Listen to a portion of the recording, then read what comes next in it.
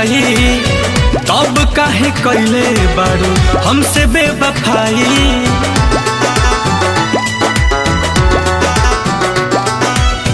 नाम तोहर लिखले रही काट के कलाई, तब काहे कैले बारू हमसे बेवफाई।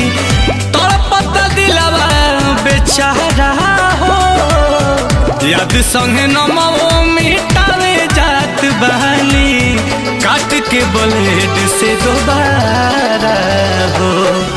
याद संगे नमो मिटावे जात बहानी, काट के ब्लेड से दोबारा हो।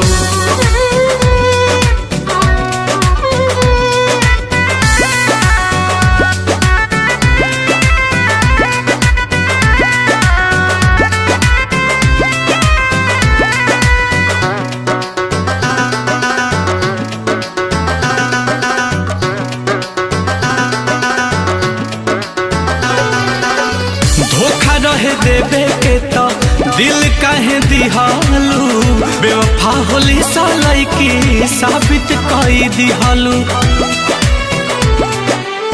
धोखा रहे देवे के तो दिल काहे दिहालू, बेवफा होली सालाई की साबित कई दिहालू। प्यार के तू कैलू बंटवारा हो, याद संगे नमो मिटावे जात बहानी, काट के ब्लेड से दोबारा हो। याद संगे नमो मिटावे जात बहानी, काट के ब्लेड से दोबारा हो।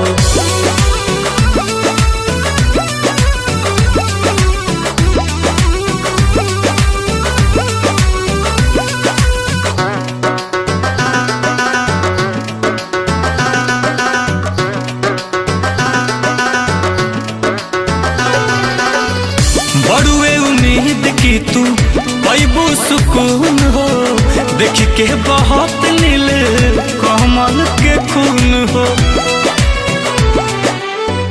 बड़ुए उम्मीद तहरा मिली सुकून हो, देख के बहुत नील कमल के खून हो।